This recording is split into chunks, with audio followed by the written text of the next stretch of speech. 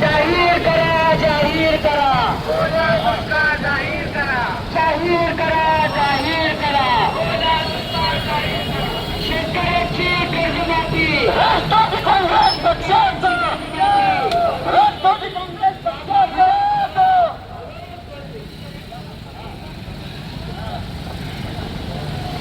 लाडक्या बहिणीचे पैसे वाढलेच पाहिजे.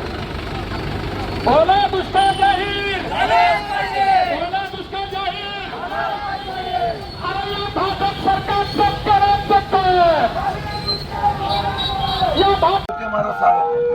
किसानों के गद्दारों को, किसानों के गद्दारों को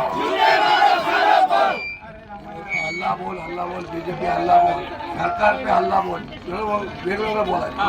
हल्ला बोल, हल्ला बोल, हल्ला बोल, हल्ला बोल, हल्ला बोल, हल्ला बोल, सरकार पे हल्ला बोल, हल्ला बोल, हल्ला बोल, हल्ला बोल, हल्ला बोल, नहीं चलेगी, नहीं चलेगी, दादागिरी नहीं चलेगी, नहीं चलेगी, नहीं चलेगी, दादागिरी नहीं चलेगी, नहीं चलेगी, नहीं चलेगी, दादागिरी नहीं चलेगी. कौन मुझको जला रहा है? कौन मुझको जला रहा है? कौन मुझको जला रहा है? कर्जमाफी हक्काची, कर्जमाफी हक्काची,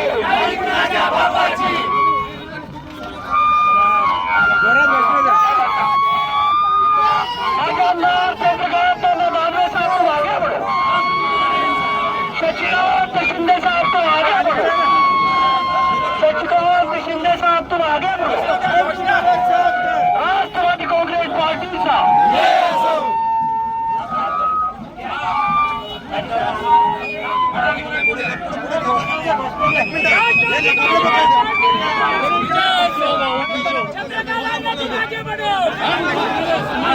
सचिदानंद शिंदे साहब तुम आगे बढ़ो, हम तुम्हारे साथ हैं, हम तुम्हारे साथ हैं.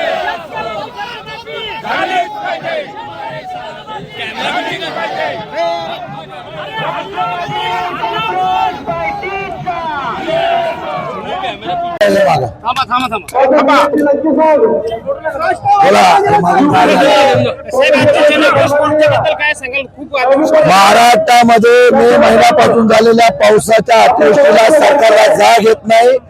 या संदर्भात प्रत्येक जिल्ह्यात प्रत्येक विभागामध्ये मोर्चे निघत आहेत. नाशिकच्या मोर्चानंतर आज चंद्रकांत दानवेंच्या नेतृत्वाखाली हा मोर्चा निघाला. भोकरदनचा सत्तेमध्ये असणारी लोक लक्ष देत नाही. आता शेतकरी रस्त्यावर उतरलेला हा शेतकरी जाब विचारतोय. जर या ठिकाणी न्याय मिळाला नाही तर महाराष्ट्रातला चक्का जाम करायचा. अनेक मंडळी अतिवृष्टीतून वगळले, त्याच्याबद्दल काय सांगा? अनेक ठिकाणी अतिवृष्टी झाली, त्यातल्या जिल्ह्यातली अनेक मंडळ अतिवृष्टीतून वगळले. अजून पंचनामेच चाललंय, तारीख पे तारीख चाललंय. पंचनामे ड्रोननी करणार, रेंज येत नाही तर ड्रोननी काय करणार आहात? ऑनलाईन काय करणार आहात?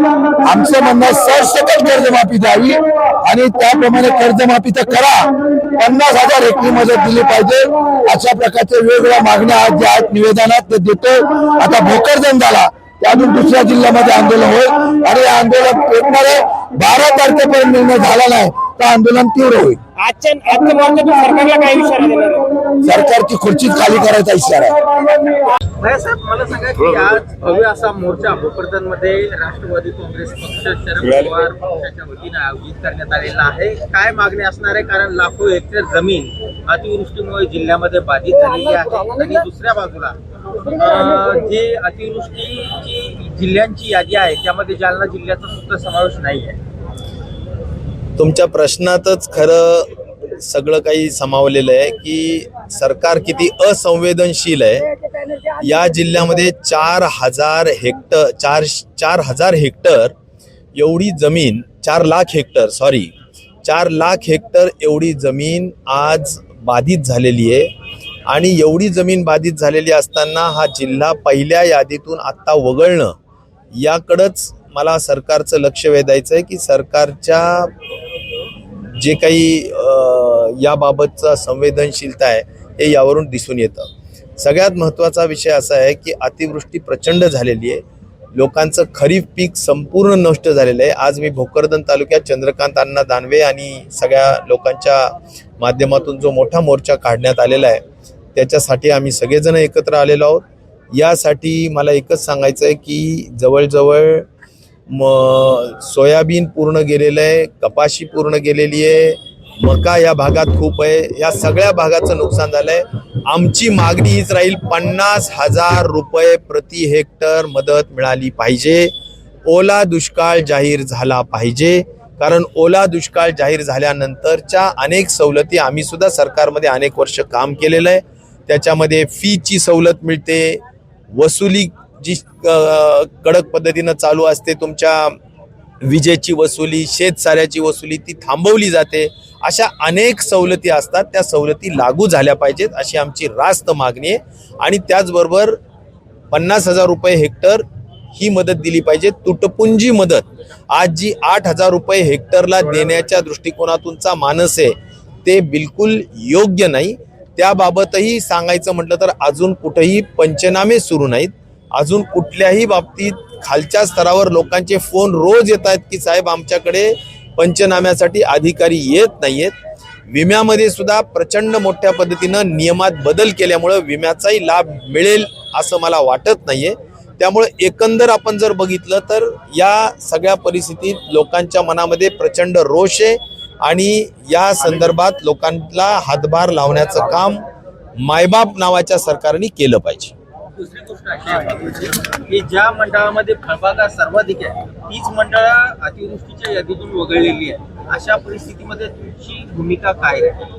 नाही, कसं आहे की आज जिल्हाच वगळला आणि त्याच्यामुळं खाली आता जे काही फळबागाचे मंडळ आहेत त्या संदर्भाने सुद्धा मंडळ वगळणं या गोष्टीचाच माझा विरोध आहे. एक मंडळ जवळजवळ 15 गावांचं असतं आणि त्याचं अंतर जर बघितलं की ज्या ठिकाणी पर्जन्यवृष्टीचं जे मापक बसवलेलं आहे क्लायमेटचं, तर त्याच्यापासून 20-20 किलोमीटर पर्यंत, 15-20 किलोमीटर पर्यंतची गावं त्या मंडळात येतात. आज एका गावात पाऊस पडतो, दुसऱ्या गावात पाऊस पडत नाही. अशी परिस्थिती असताना 15 गावांच्या मंडळाचा जो काही निर्णय तो एका गावाच्या पर्जन्य मापकाच्या आधारावर करणं हे धोरण चुकीचं आहे. ज्या त्या गावातल्या पावसाच्या परिस्थितीत आणि झालेल्या नुकसानीच्या परिस्थितीच्या अनुषंगाने खऱ्या अर्थाने नुकसान भरपाई दिली पाहिजे. अशा पद्धतीचं जे योग्य पद्धतीनं शेतकरी हिताच्या पद्धतीचा बदल तुमच्या नियमात करणं ही सुद्धा काळाची गरज आहे. ठीक आहे, विरोधक म्हणून तुम्ही रस्त्यावर उतरतायत, हे सर्व मागण्या करतायत, पण असं करून सुद्धा सरकारने जर लवकरात लवकर शेतकऱ्यांना मदत देण्याची भूमिका घेतली नाही तर तुमचा पक्ष नेमकी काय भूमिका घेतली? हे बघा, सगळ्यात महत्वाचं लोक बघतायत की मतं जे घेतले ते कर्जमाफी देऊ या विचाराने घेतले. त्यांच्या जाहीरनाम्यात कर्जमाफी देऊ आहे. आता सत्तेवर आले 288 पैकी 240 लोक आहेत. एवढी पाशवी बहुमत कदाचितच महाराष्ट्रात आली असेल. मग एवढं आलेलं असताना सुद्धा मला आश्चर्य हे वाटतं की त्यांनी दिलेल्या आश्वासनाची अंमलबजावणी का करत नाहीत. लोक सगळेजण त्याकडे पाहतायत की कर्जमाफी कधी होईल आणि आज त्याबाबत असं सांगितलं जातं की योग्य वेळ आल्यानंतर करू. मला म्हणायचं, संबंध महाराष्ट्रात प्रचंड पाऊस झालेला आहे, ओला दुष्काळाची परिस्थिती आहे आणि अशा परिस्थितीत ओला दुष्काळही जाहीर करत नाहीयेत. दिलेलं आश्वासन कर्जमाफीचं तेही पालन करत नाहीयेत. जे काही तुटपुंजी मदत दिली जाते त्याचे पंचनामे व्हायला तयार नाहीयेत. आणि या सगळ्या पार्श्वभूमीवर मला असं वाटतं की जनतेमध्ये एक प्रकारे सरकारच्या प्रती अविश्वास निर्माण झालेला आहे.